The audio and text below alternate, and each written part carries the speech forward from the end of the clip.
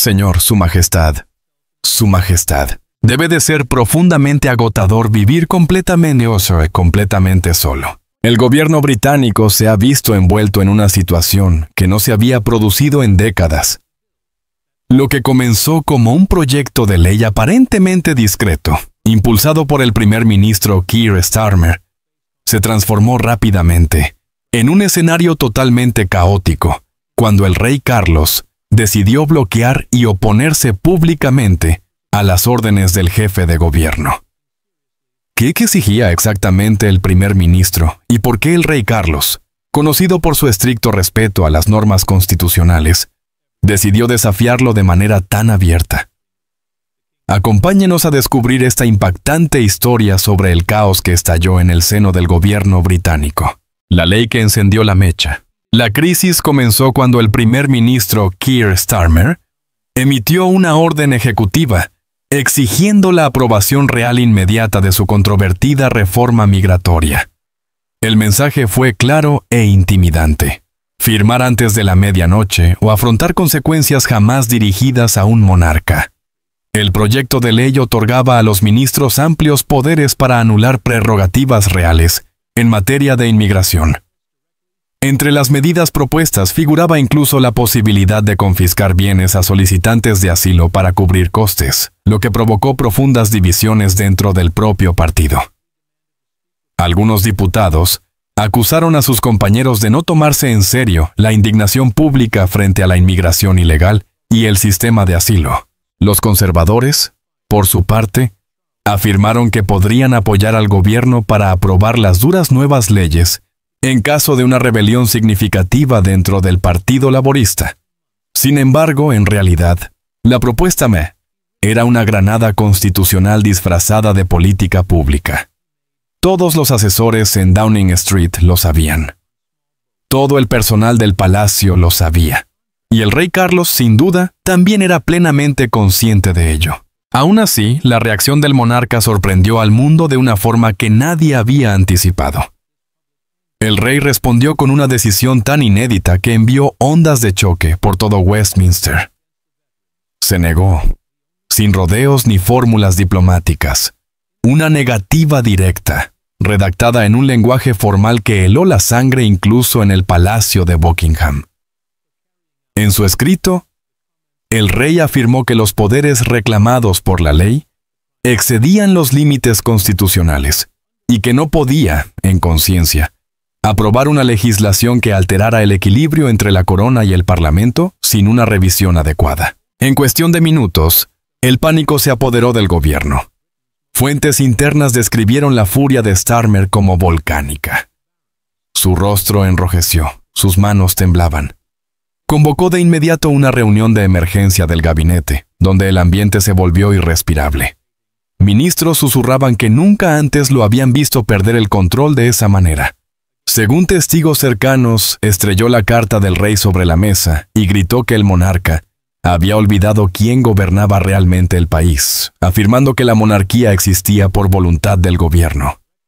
Varios ministros admitirían más tarde que en ese instante comprendieron que el primer ministro había cruzado una línea peligrosa, más allá de la confrontación política habitual.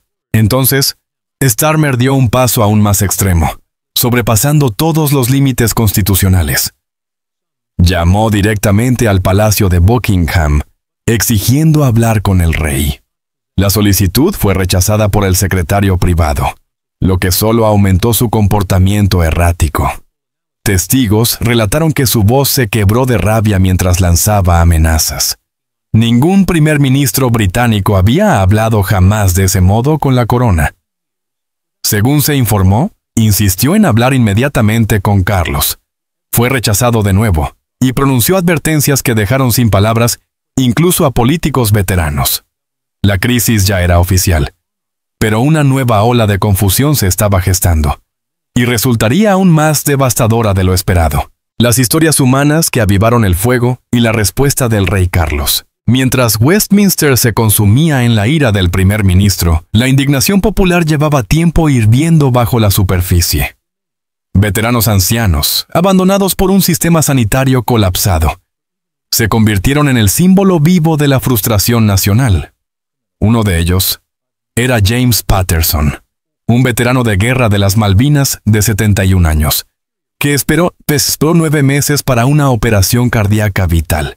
Su médico de cabecera le informó de que no había recursos disponibles. James declaró entre lágrimas que había arriesgado su vida por el país, pero que ahora ni siquiera podía acceder al tratamiento que podría salvarle la vida. Su esposa Margaret lloraba cada noche, temiendo despertar y encontrarlo sin vida. Al mismo tiempo, los migrantes que llegaban en pequeñas embarcaciones recibían atención médica inmediata, alojamiento y apoyo legal. El contraste enfureció a una nación ya al límite. Los pensionistas se veían obligados a elegir entre encender la calefacción o comer, mientras los funcionarios del gobierno disfrutaban de comidas subvencionadas y generosos presupuestos de gastos.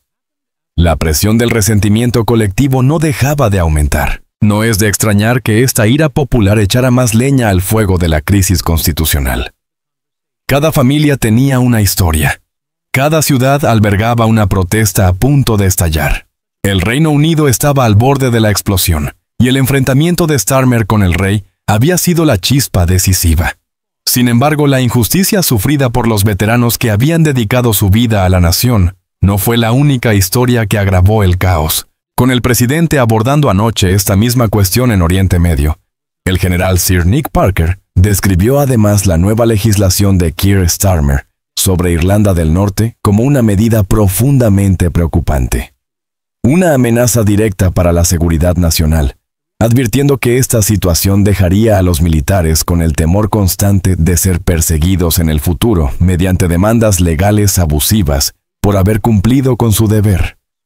El antiguo comandante en jefe de las fuerzas terrestres realizó estas declaraciones tras una intervención sin precedentes de 9 generales de 4 estrellas, quienes criticaron abiertamente al primer ministro por los planes del gobierno. En vísperas del día del armisticio, varios de los exoficiales de mayor rango del ejército acusaron al primer ministro de permitir que la expansión del derecho internacional de los derechos humanos socavara la eficacia de las Fuerzas Armadas británicas. En su carta abierta, a la que tuvo acceso The Telegraph, advirtieron que la confianza de los soldados en el sistema legal se había deteriorado hasta un punto crítico, poniendo todo en riesgo. La reacción de consternación por parte de algunas de las figuras militares retiradas más influyentes del Reino Unido pone de manifiesto el nivel de rebelión que llevaba meses gestándose en torno al proyecto de ley sobre los Troubles de Irlanda del Norte.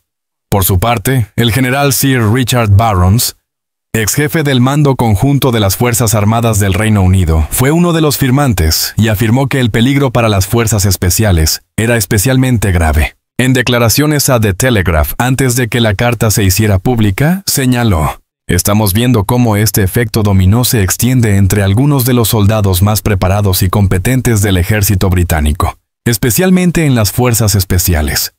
Ellos necesitan tener la certeza de que, cuando actúan en situaciones extremas y cumplen con su deber, no serán objeto de procesos repetidos destinados a incriminarlos. Esto está provocando la salida de personal altamente cualificado, porque no pueden confiar en que no serán sometidos a auténticas cazas de brujas judiciales. Esto debe detenerse», concluyó afirmando que el proyecto de ley sobre los Troubles de Irlanda del Norte debía retirarse y como mínimo reiniciarse desde cero, calificándolo como otro ejercicio de lawfare dirigido contra los soldados que sirvieron a la corona. Una fuente cercana a los generales indicó que los altos mandos no deseaban adoptar una postura abiertamente confrontacional con el gobierno, pero advirtió que esto solo representaba la punta del iceberg del descontento que se estaba acumulando en privado. Añadió que la dirección gubernamental se había negado a dialogar sobre este asunto. Esto constituye una amenaza directa para la seguridad nacional. Esta guerra jurídica está provocando que la gente abandone las filas, pero el gobierno parece no querer escuchar. Necesitan prestar atención, pero nadie está haciendo el esfuerzo, afirmó la fuente. La negativa del rey fue solo el comienzo. En la siguiente reunión del Consejo Privado, Carlos pronunció un discurso de 7 minutos que rompió con 70 años de tradición real pasiva. Su tono fue sereno, pero cada palabra cayó como un martillo. Declaró que el papel de la corona era preservar la estabilidad constitucional y que, cuando dicha estabilidad se ve amenazada por una legislación imprudente, tenía el deber de intervenir. Según se informó, numerosos ministros mostraron claros signos de incomodidad. Algunos bajaban la mirada hacia el suelo, mientras otros permanecían visiblemente atónitos.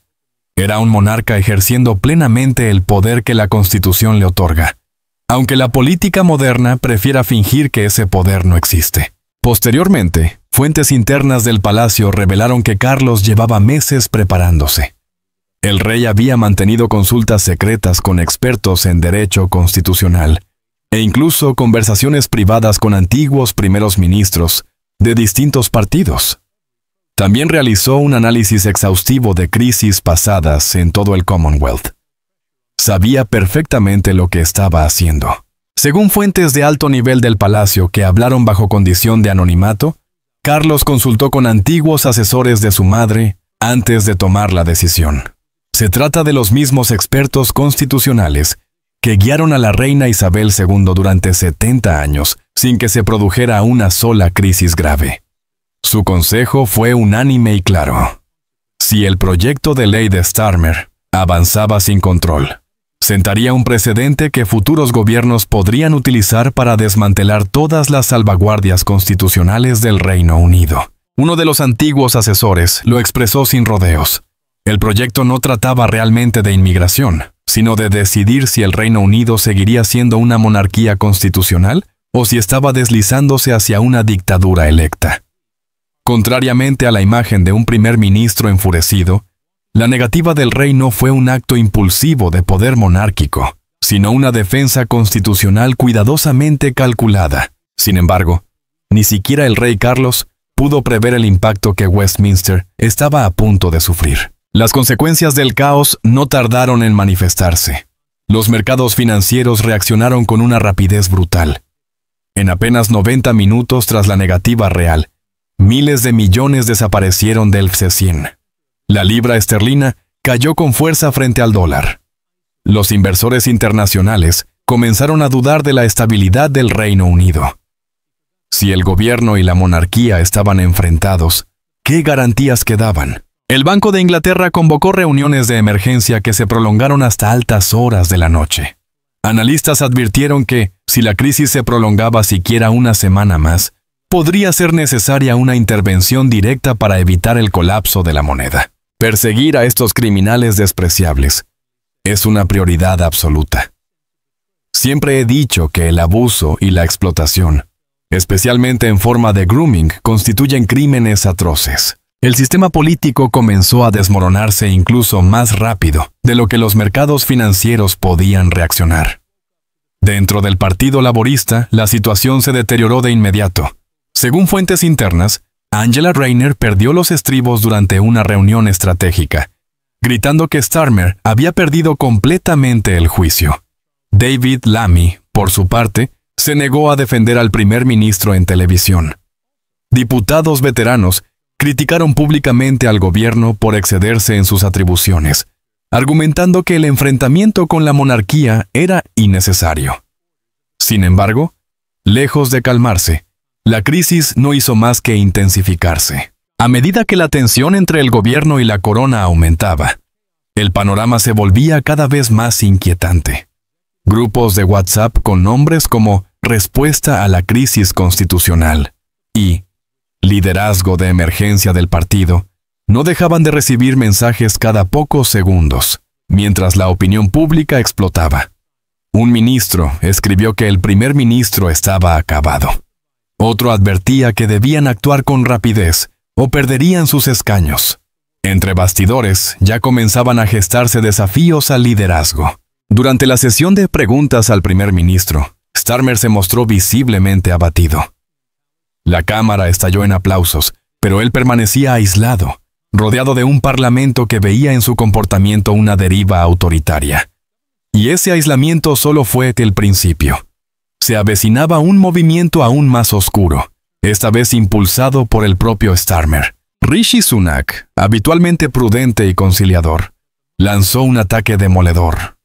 Afirmó que el primer ministro decía defender la democracia mientras atacaba precisamente a la institución que la había protegido durante más de 1000 años. Sugirió que Starmer debería dedicar menos tiempo a amenazar al rey y más a servir a los ciudadanos. Tras sus palabras, la Cámara estalló en vítores. Incluso varios diputados laboristas de segunda fila permanecieron en un silencio llamativo, pero aquello solo marcó el comienzo.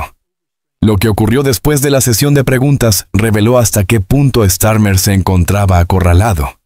Según 3 testigos presenciales, el primer ministro mantuvo una reunión privada con sus asesores más cercanos en su despacho.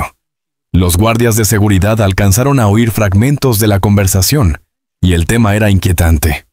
Starmer estaba considerando invocar poderes de emergencia en virtud de la ley de contingencias civiles, lo que le permitiría eludir los procedimientos parlamentarios habituales y gobernar por decreto durante un máximo de 30 días. Uno de sus asesores, según se afirma, le rogó que reconsiderara la idea, advirtiéndole que semejante medida sería percibida como una declaración de guerra contra la democracia. Sin embargo, el primer ministro parecía decidido a recuperar el control por cualquier medio. Entonces, la historia tomó un giro aún más sombrío. Documentos del gabinete filtrados revelaron la existencia de una cláusula oculta en el proyecto de ley migratorio, la cláusula 47 TCB. Esta disposición permitiría al ministro del Interior eludir tanto el control real como el parlamentario en decisiones sobre inmigración.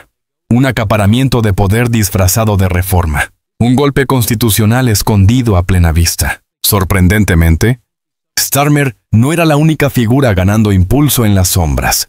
Varios denunciantes confirmaron la existencia de la cláusula, mientras expertos jurídicos la condenaron con dureza.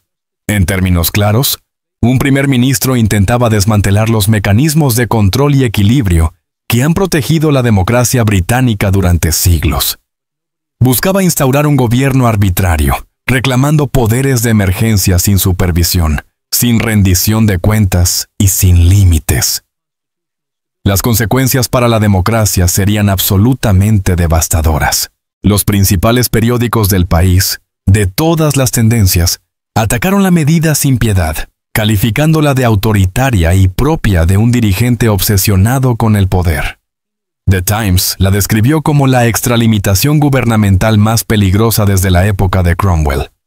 The Telegraph tituló: "Queda al descubierto el acaparamiento secreto de poder del laborismo". Incluso The Guardian, tradicionalmente cercano al Partido Laborista, se preguntó si la reforma progresista no había cruzado ya la línea hacia el autoritarismo. La profesora de Derecho Constitucional Dame Helena Kennedy, miembro laborista de la Cámara de los Lores, advirtió que, si tales poderes llegaban a convertirse en ley, el país dejaría de vivir en una democracia. Starmer ya no parecía un reformista decidido, sino un hombre empeñado en concentrar el poder a una escala sin precedentes.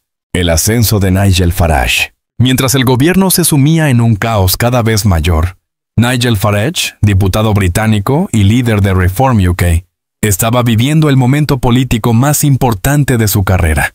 Mientras Starmer tropezaba y los ministros laboristas conspiraban entre sí, Farage se mostraba sereno y seguro ante mítines multitudinarios en todo el país.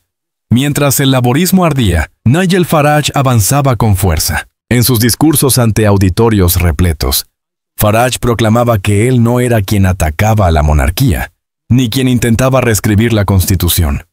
Se presentaba como el defensor de las tradiciones británicas, y su mensaje conectó con miles de ciudadanos que sentían que su país se les escapaba de las manos. Pronto, las encuestas comenzaron a mostrar a Reform UK superando al Partido Laborista. Bastiones conservadores se transformaron en campos de batalla electorales. Circunscripciones del llamado Muro Rojo empezaron a inclinarse hacia Reform. Las redes sociales se inundaron de videos de Farage pronunciando discursos encendidos. Por primera vez en la historia política británica, el partido de Farage se encontraba a distancia real de alcanzar el poder. En distritos del Muro Rojo que el laborismo había ganado en 2024, Reform lidera ahora con ventajas de entre 6 y 9 puntos. En feudos conservadores tradicionales, la situación comienza también a cambiar drásticamente. En antiguos bastiones conservadores, la contienda se ha convertido en un empate técnico a 3 bandas. Farage ya no se limita a captar votos de protesta. Ahora está convenciendo a ciudadanos que creen sinceramente que es el único líder que todavía cree en Gran Bretaña. Las deserciones conservadoras hacia Reform se aceleraron de forma dramática. 5 diputados tories han indicado en privado que están considerando cambiar de bancada. Para ponerlo en contexto, si tan solo 3 dieran ese paso, el equilibrio de poder se alteraría por completo. El vicepresidente de Reform declaró a Sky News que las solicitudes de afiliación colapsaron su sitio web en 3 ocasiones en un solo día debido a una demanda abrumadora. El mensaje de la ciudadanía era claro. Los británicos están hartos de políticos que, a su juicio, desprecian a su propio país. Lo más llamativo es que Farage no necesitó atacar directamente al gobierno. La propia crisis estaba haciendo ese trabajo por él. Pero aquí es donde la situación se vuelve realmente interesante. Los líderes internacionales comenzaron a pronunciarse, y sus intervenciones, lejos de calmar las aguas, empeoraron exponencialmente la posición de Starmer. Cada declaración parecía agravar aún más la crisis. El primer ministro de Canadá habló recientemente sobre la importancia de la monarquía constitucional para mantener la estabilidad democrática, un comentario claramente dirigido a la situación que atravesaba el Reino Unido. El líder de la oposición australiana, Peter Dutton, fue aún más contundente, calificando el enfrentamiento de Starmer con el rey como una vergüenza para la Commonwealth. Sin embargo, la intervención más dañina provino de una fuente inesperada. El expresidente de Estados Unidos, Barack Obama, habitualmente cuidadoso al referirse a la política británica, declaró ante periodistas en Washington: "El genio de la monarquía constitucional es que actúa como un freno frente a los excesos del poder ejecutivo. Cuando se ataca ese sistema, no se está siendo progresista, se está siendo peligroso". Esa frase desató una tormenta mediática, dominando las noticias británicas durante 6 horas consecutivas. Incluso la portavoz del presidente Biden se vio obligada a pronunciarse, ofreciendo un apoyo tibio a las instituciones democráticas y a las normas constitucionales, un mensaje que muchos interpretaron como una crítica velada a Starmer, sin mencionarlo explícitamente. El mensaje era inequívoco. Los aliados más cercanos del Reino Unido estaban preocupados. Temían que Starmer hubiera ido demasiado lejos, desestabilizando no solo a su propio país, sino también el concepto de monarquía constitucional que sustenta las democracias de la Commonwealth. Gran Bretaña comenzaba a parecer inestable.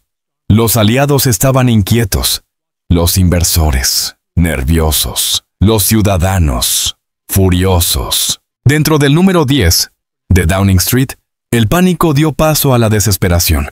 Ministros discutían en los pasillos, asesores se preparaban para un posible colapso económico, y los desafíos al liderazgo empezaban a gestarse en silencio. Mientras tanto, el gobierno parecía desintegrarse en tiempo real. Sin embargo, el rey Carlos se mantenía sereno. Su silencio se convirtió en un símbolo de la fortaleza de la monarquía. Para muchos, era el último adulto en la sala. Observadores señalaron el contraste evidente entre la estrategia calmada de Carlos y los intentos frenéticos de Starmer por imponer su autoridad. La negativa del rey no fue un acto de desafío gratuito, sino una intervención cuidadosamente calculada para preservar el equilibrio constitucional. Al mantenerse mesurado, Carlos se posicionó como la fuerza estabilizadora frente a un gobierno que parecía cada vez más temerario. Pero la calma antes de la tormenta nunca dura demasiado. Lo que vino después empujó al Reino Unido al borde del abismo. Para el gobierno británico, los próximos 7 días son absolutamente decisivos. El martes, se celebrará una sesión parlamentaria de emergencia en la que Starmer deberá enfrentarse a una moción de confianza. Si 40 diputados laboristas se abstienen o votan en su contra, algo que, según fuentes internas, es cada vez más probable, su gobierno caerá. Según los mismos informantes, esta votación es la primera prueba real de lealtad, desde que estalló la crisis, con los parlamentarios laboristas cada vez más incómodos ante su confrontación con el rey. Decenas han insinuado su rebeldía o su intención de abstenerse. Los rumores sobre posibles desafíos al liderazgo recorrían los pasillos de Westminster, amplificados por llamadas frenéticas de ministros que intentaban salvar la situación. En la Cámara de los Comunes, la tensión también iba en aumento. Starmer luchaba por mantener la compostura, tratando de justificar el proyecto de ley mientras minimizaba la cláusula que eliminaba la supervisión real. Su voz temblaba mientras los diputados lo increpaban abiertamente. Al otro lado del hemiciclo, parlamentarios conservadores y de Reform UK observaban atentos, dispuestos a aprovechar cualquier grieta en la fachada laborista. El miércoles llega el discurso anual del rey ante el Parlamento, que ahora adquiere una importancia casi nuclear. Cada palabra será analizada en busca de significados ocultos. ¿Defenderá Carlos públicamente su decisión? ¿Hará un llamado a la unidad nacional? ¿O su silencio dirá más que cualquier discurso? Además, el jueves vence el plazo para la sanción real de otros 3 proyectos de ley importantes que siguen pendientes. Si Carlos se negara también a firmarlos, el Reino Unido entraría en una crisis constitucional total, sin una salida clara. El viernes se celebrarán elecciones parciales locales en 4 circunscripciones que el laborismo había ganado cómodamente el año anterior. Las encuestas sugieren que Reform UK podría ganar 3 de ellas, un resultado que desataría el pánico absoluto dentro del Partido Laborista. Dentro del propio laborismo, el caos y las luchas internas se intensificaron. La vicelíder Angela Rayner habría abandonado airadamente reuniones de emergencia, mientras que el secretario de Exteriores en la sombra, David Lammy, se negó a defender públicamente a Starmer. Diputados laboristas criticaron abiertamente al gobierno por su extralimitación, argumentando que el enfrentamiento con la monarquía era innecesario y profundamente peligroso. Grupos internos comenzaron a conspirar en torno al liderazgo. Algunos diputados de base debatían abiertamente la destitución de Starmer para evitar que el conflicto constitucional siguiera perjudicando sus perspectivas electorales y una economía nacional que se debilitaba a gran velocidad. La presión sobre Starmer era enorme. Se encontraba aislado, sitiado y cada vez más desesperado. Intentaba proyectar la imagen de un gobierno laborista estable, capaz de aportar seguridad económica y un plan creíble de futuro. Pero sus esfuerzos por tranquilizar tanto a los ministros como a la opinión pública fracasaron en contener el pánico creciente. Y, sin embargo, los problemas no terminaron ahí. Mientras el gobierno trataba de recomponer las fracturas internas del liderazgo, la indignación ciudadana seguía aumentando. Personas comunes salieron a protestar en ciudades de todo el Reino Unido exigiendo responsabilidades. Pensionistas se quedaron en sus hogares sin calefacción para protestar contra el precio del combustible, mientras veteranos reclamaban atención urgente a sus necesidades sanitarias. Las redes sociales amplificaron cada protesta, cada concentración y cada debate acalorado. Vídeos de ancianos manifestándose bajo la lluvia o de veteranos luchando por acceder a la atención médica se volvieron virales, incrementando aún más la presión sobre el gobierno. Multitudes se congregaron en Trafalgar Square y a lo largo de The Mall. Pensionistas, veteranos y ciudadanos comunes ondeaban banderas británicas y gritaban al unísono. Las redes sociales jugaron su papel amplificando el caos. Etiquetas en defensa de la monarquía se convirtieron en tendencia a nivel internacional. Todos los medios de comunicación mostraban imágenes de personas mayores firmes bajo la lluvia, con pancartas en la mano, mientras las élites políticas se apresuraban puertas adentro. El mensaje era inequívoco. Una parte significativa de la población percibía que el Partido Laborista estaba priorizando la acumulación de poder sin control por encima del bienestar ciudadano. Esta percepción reforzó la posición del rey como una figura estabilizadora en medio de la crisis. Las consecuencias de la situación. Para el viernes, la crisis habrá alcanzado su punto máximo. Las encuestas indican una creciente fractura en la confianza pública hacia el gobierno. Analistas advirtieron que cualquier error constitucional podría socavar gravemente las instituciones democráticas del Reino Unido. Inversores, líderes extranjeros y ciudadanos observan con atención extrema. Cada acción, cada negativa y cada decisión tiene un peso histórico. El rey Carlos ha demostrado el papel duradero de la monarquía en la preservación del equilibrio constitucional. Starmer se enfrenta ahora a un momento decisivo. Puede optar por retroceder, rectificar su postura y cambiar de enfoque, o arriesgarse a un colapso político total.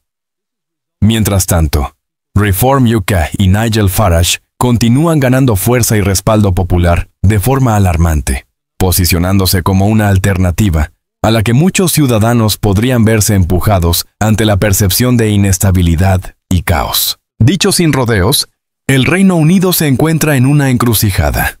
La crisis constitucional está lejos de resolverse. El liderazgo de Starmer pende de un hilo, mientras Reform UK crece sobre las ruinas del gobierno actual. En medio de todo esto, el rey Carlos se mantiene firme en su negativa a aprobar el proyecto de ley. Cada día, sin embargo, la misma pregunta resuena en la mente de todos. ¿Cómo resolverá la monarquía esta crisis? Los ciudadanos exigen estabilidad. La moneda pierde credibilidad y los mercados siguen siendo volátiles. Cada decisión tomada durante la próxima semana podría redefinir el papel de la monarquía, la autoridad parlamentaria y la propia democracia británica. Se trata de un momento político en el que todo el país camina sobre terreno frágil por primera vez en décadas. Cada titular, cada protesta y cada documento filtrado cuenta. Los próximos movimientos del rey Carlos y de Starmer determinarán si el Reino Unido logra superar esta sacudida con su monarquía constitucional intacta o si se enfrenta a una transformación profunda del poder. A estas alturas, la pregunta ya no es si Starmer puede salvar su relación con el rey, sino si podrá sobrevivir a la semana como primer ministro.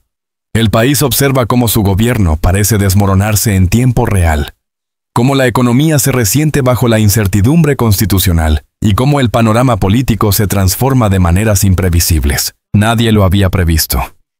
Esta crisis será analizada durante décadas, como el momento en que un primer ministro olvidó que, en el Reino Unido, el poder tiene límites, la tradición exige respeto y la corona existe precisamente para impedir que dirigentes como él vayan demasiado lejos.